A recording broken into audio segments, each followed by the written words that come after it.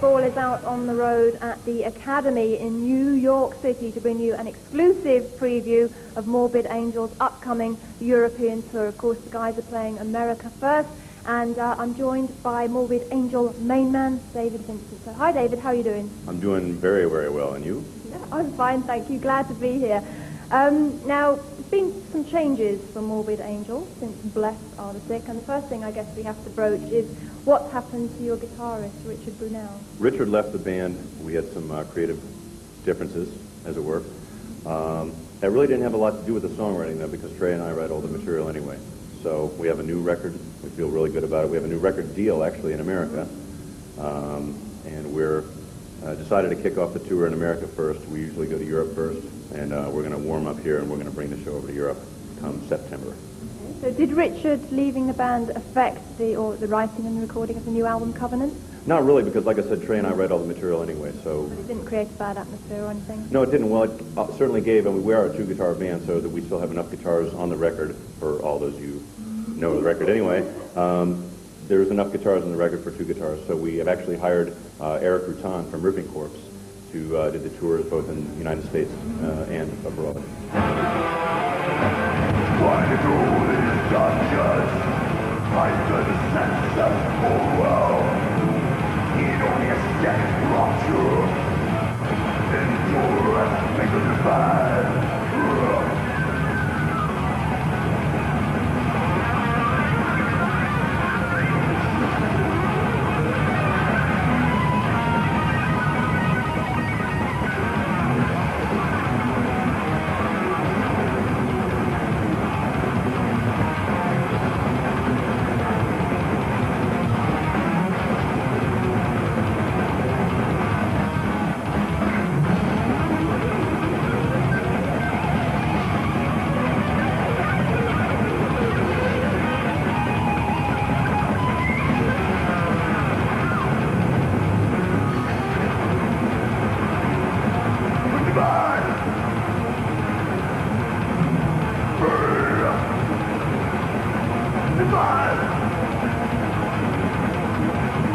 As we said, the new album is called Covenant, and that is kind of a secret pact or something. Now, is that something that's just within the band, or does it encompass a lot more than just the band? Well, it can encompass anything that you want it to encompass. It's up to you, and it's up to the listener to decide what it means for them. It does mean very many things, but the first of which is certainly is no compromise on our creativity or our message. I don't footnote myself much anymore because I think that it destroys what people's perception of things can be. I think we get out a pretty fair package, which is a good representation of Morbid Angel. They have the lyrics, they have the music, and it's up to the listener to figure out what it means to them. I just wondered if it had any significance between you and Trey, because I know you have a very long-term, very intense kind of working relationship. Well, we do, and it's something that has been tried to be compromised by a lot of different people. A lot of roadblocks have come up. Certainly, the extremity of our music is not something that is tolerable to everyone, but their intolerance is intolerable to us. So we're going to continue doing what we do, which is playing the most brutal music known to man, and we're going to do it with the style that only Morbid Angel can. Mockery in the time, we are the Holy Ghost, flavor of the weak. God of rising greed, God of hypocrisy, relic of bastard child, who God should come before me. Thunder Ghost, Thunder Ghost,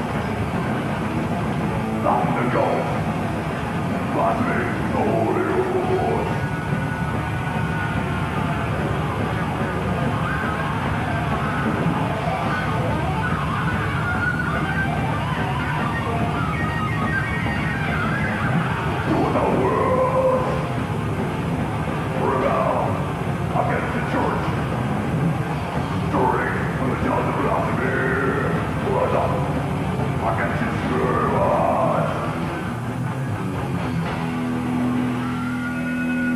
That's what about. I'll come into you to always fill this world with blasphemy.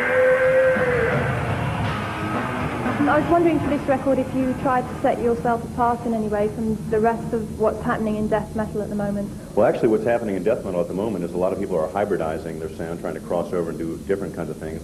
And I feel like Morbid Angel has helped at least, at the very minimum, to define this whole genre of music. So there's no reason for us to walk away from it. We do it very well. We have a drummer who can play speeds unknown to anything other than a machine. And we're going to continue to blaze our path and take death metal to new heights, which I don't think we know what those heights are yet, but certainly we're going to push them. We're going to push them as far as we can. Just carrying on from that subject a little bit, what do you find the most challenging to do in terms of being extreme? Do you find the music or the lyrics to be the most challenging if you want to be ultra extreme and brutal? Well, the music it's not a set thing to try to be as extreme as we can. And we have elements within our band that are beyond our control. So the music comes out in such a way where everything about our band is very honest and it's very feeling. It's what we feel at the time. So any lyric that I write is not something that's not very, very personal to me. And the music, Trey's a very sick individual, and he comes up with very sick guitar riffs, and it's very, very plain and simple, very cut and dry. And when we set about writing a song, it's very much how do we feel at the time, what do we want to express. We had a lot of frustrations pent up, thus the whole approach for Covenant.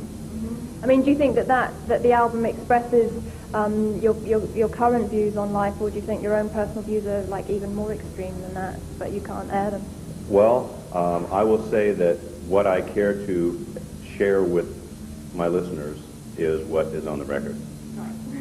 Answers that. We were talking a little bit earlier about Morbid Angel sort of being apart from what's going on in death metal, and I was interested as to why you chose to record at Morris Sound. I know you didn't use Scott Burns or Tom Morris, and that you used Rasmussen, but why go to Morris Sound? You could have gone anywhere in the world, I guess. Well, we actually used Tom to engineer the record.